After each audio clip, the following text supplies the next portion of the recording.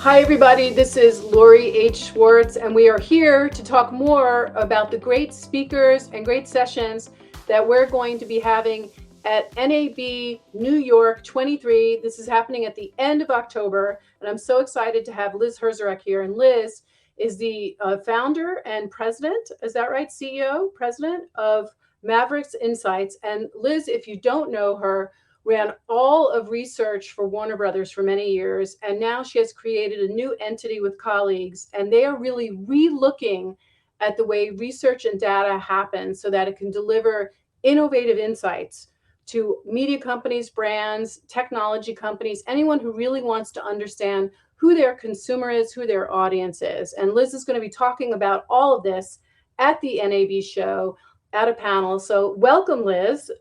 Tell us more about Maverix and what you're doing there. Thanks, Lori. It's so great to see you and to be here, and so excited about the show at the end of October, as you say.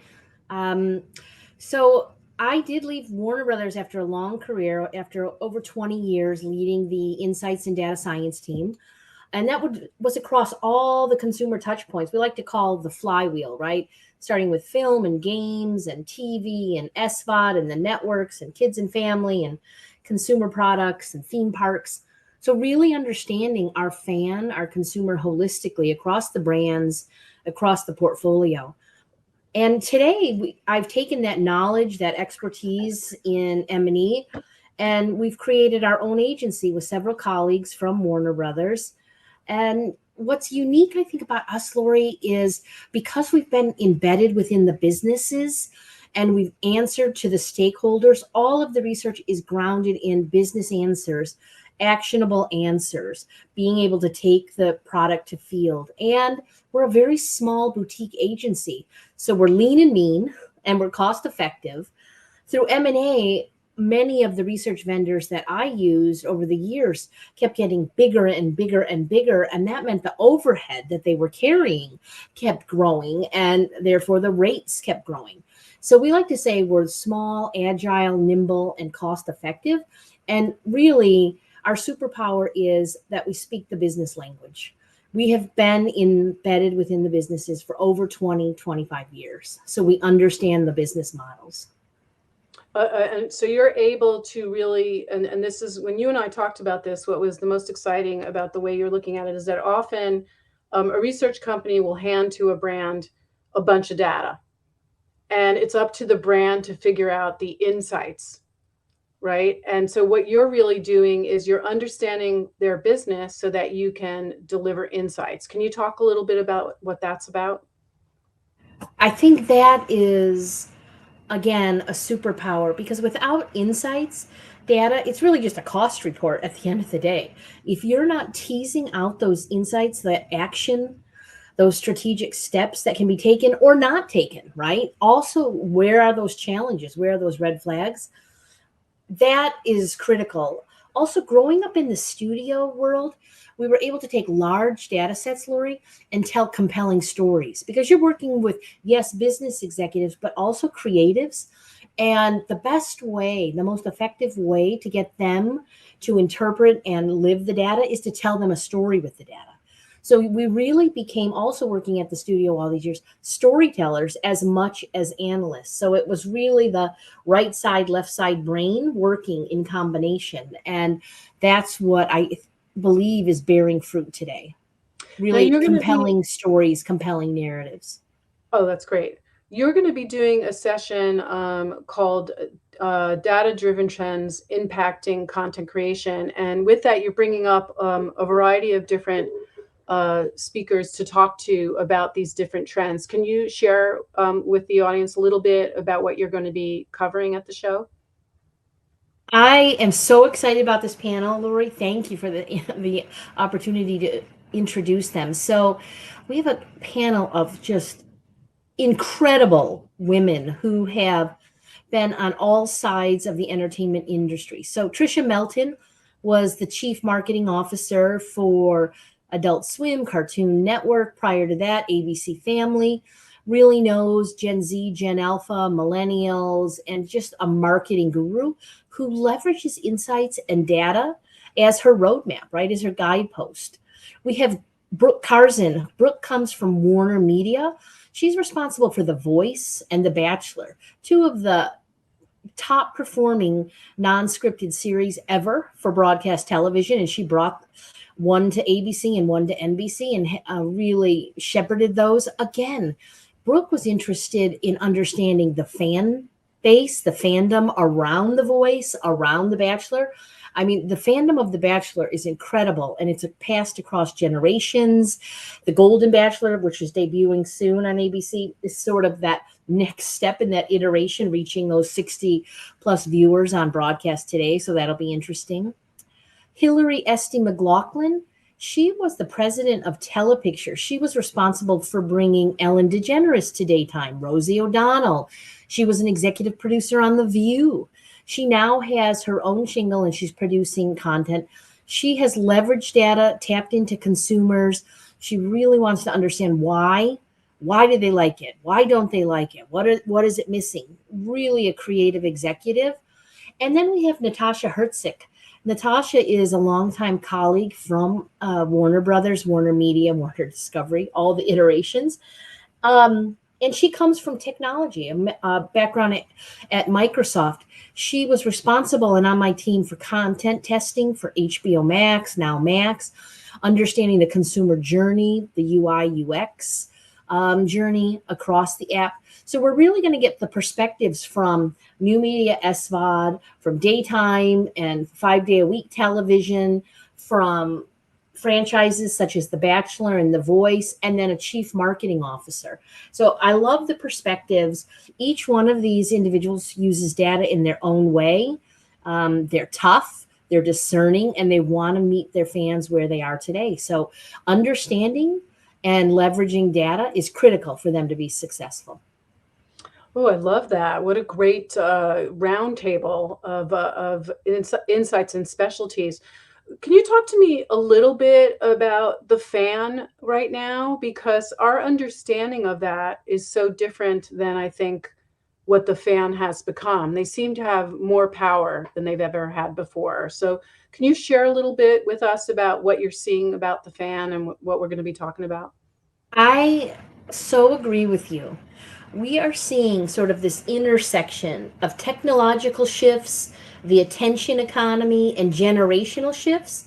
And what I mean by those three tectonic shifts at once is technology has unlocked everything, right? The consumer is in control of when, where, how, why they watch. And that their attention span, they no longer are happy or in any way satisfied with content being pushed to them, right? They want to seek content, have content pushed to them, push content out. So it's this back and forth. And so we're watching that. And then we're watching these generational shifts, which are also really interesting. And I'm sure you see it in your own house, Lori, with your daughter. When we grew up, we watched a lot of what our mom and dad watched or what they had on the TV, or there was like Friends Thursday night at 8. Like there were certain, right, benchmarks. That's gone. I'm sure your daughter's influencing you as much as you're influencing her, or maybe more so, right? So it's no longer that push down, it's back and forth. And one really interesting dynamic that we're studying at Maverix is the TikTok phenomena, where people are watching parts, right? 2 or 3 minute segments. They don't even have to be linear. They don't have to be from the same episode, from the same show.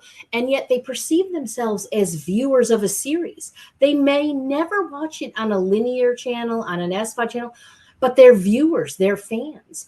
So the definition of a fan and the definition of a flywheel is shifting and is opening up. And we as traditional media executives have to understand that and build that into, I believe, all of our production models, our development models. Like, where are the 2 and 3 minute cuts? You know, that's happening after production, after the fact.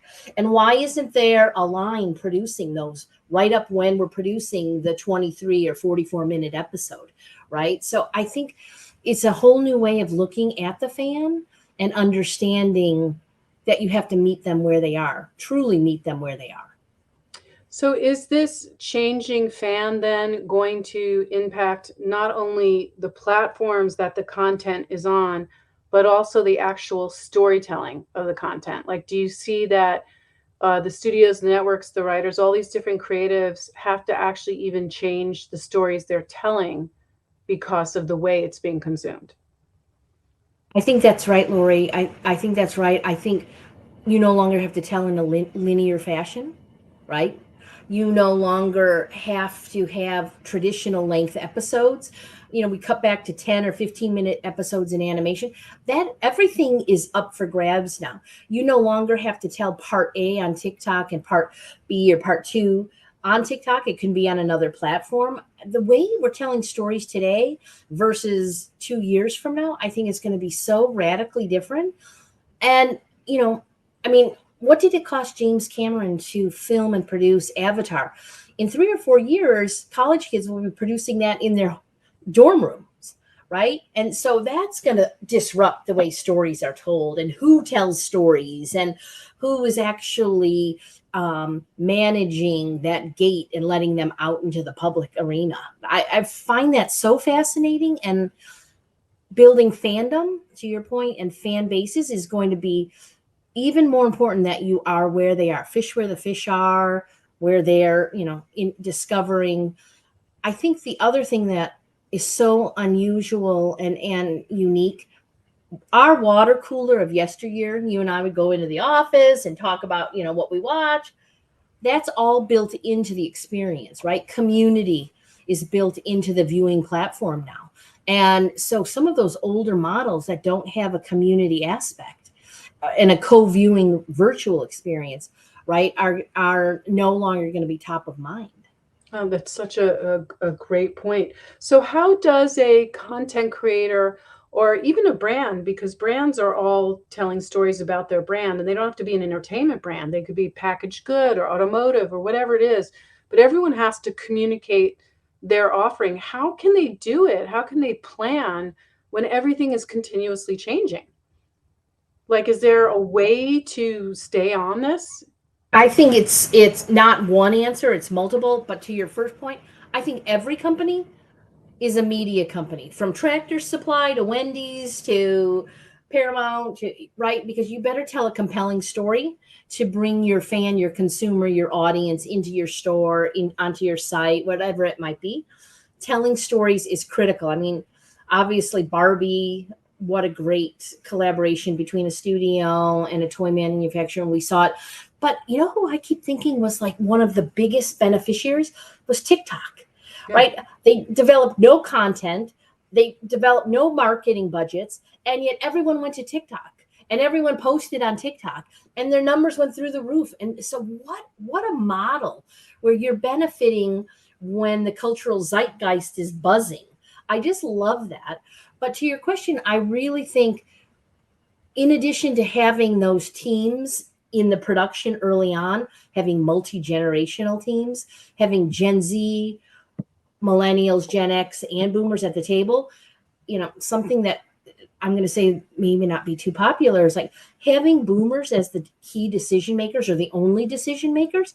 We all have our own biases. So if they're the buck stops here, then they're going to be developing content or backing content that really entertains or speaks to a specific demo, a specific audience. So, we have 5 generations now. 4 generations better be in your workforce and better have a seat at the table. Also building in those processes. The other thing, I think people aren't rewarded for moving eyeballs to social platform. It's still used as a marketing funnel. We have to have incentives. We have to reward people financially, because there's an opportunity cost if your content's not there. We may not be reaping the ad models yet or the distribution models, but there's an opportunity cost if you're not there. Well, those are all great points, and that is really going to change the mindset of a lot of how content and marketing teams are set up. That there's a Yes. handoff to turn this stuff into social, but what we're finally saying is that social is the content now. Correct. And Yes, so, Lori. yeah, that's amazing. So, what does it mean then when we talk about the release schedule, because is there even a release schedule anymore? Like, it's just like the movie I was talking happens. to someone the other day, and they were talking about the network schedule or some schedule, and I was like, "What? Like what? No, there's not, right?" You can build up buzz and build up awareness, and obviously use all of these um, tools and platforms as your bullhorn to open content, to open movie, to open a season. But it's as much, once you're there, is continually teasing and building momentum and then bringing viewers back. So like Made was a hit. It was during COVID. It was a WB TV original, did well. But then through TikTok and through influencers, it's having a whole nother wave now. What, 2.5 years later? We're seeing that over and over. And it's really understanding that zeitgeist and working with influencers and working with your portfolio, your content, to understand, what can I bring up? What can I put out there that can answer or fill a need? Well, that's a really good point too. Let me just ask you this now, because I get so confused about this. All right, so we have boomers going down, we have Gen X, then we have Gen Z, millennials, and that's also Gen Z, right? Then what's next? Is it No, Gen Z are like 11 to 24, 12 Okay. to 24. And then we have Gen Alpha, which So those are the kids Alpha, being born today, okay, so Alpha is the youngins just being born now. born to age 8 or 9, depending Okay, on, then Z, then then Z, millennials, yes, then Gen X, then and X, then and then boomers, boomers. and then the And then greatest the silent generation, right, which the would be greatest generation of all, right? According to Tom Brokaw or somebody. Let me ask you one last question, because I'm so excited about your session at NAB New York. You talk a lot about making sure that creatives are in the conversation, and I never have ever really, in my years of being at an agency, and even afterwards, seen creatives included in data discussions. Is that a change now happening? Are creatives and that data story coming together? Is it being shared? Or are they being wound into it so that they can be impacted by the insight? 100%. And I think, like anything, Lori, that's based on a relationship and trust, right? Building a trust with the creatives, that the research and the data teams are there to support and to ensure any piece of content IP has the greatest opportunity for success. We're not coming up with creative ideas or creative solutions, right? But we're providing guideposts, like, be aware, this is a great direction, this might, have some challenges, those types of insights. So again, we're not providing the solutions, but we're providing the refinements to ensure that you have the greatest shot at success, and that the consumer, the fan, the audience receives what you are perceiving your product to be. So it all, when I was at the studio, and now even more so, it's building trust with the creatives, really building a relationship. And I think back to that superpower, breaking that data down into a narrative, telling a compelling story, both in terms of your graphics and just in terms of your narrative, right? You cannot beat them over the head with reports, with dashboards, but key bullets and sound bites that it's like, oh, I get it. And visual words. So because they're very visual individuals, so they get it. I think really strengthen those bonds and that relationship. That is so interesting. I can't wait to hear you talk at NAB New York and have all of your wonderful panelists come together to really, open our minds up to how this is all changing, but how with that change is great opportunity, right? There's great opportunity. Why do you love coming to NAB New York? First and foremost, I love just the energy, the learnings that are shared, right? I go to as many panels as I can. I join the networking sessions just to hear what people are talking about, the questions they're asking, right? Just getting outside of my own sphere. I feel that It makes me smarter. It makes me more prepared to answer business questions. So I look forward to it each and every year.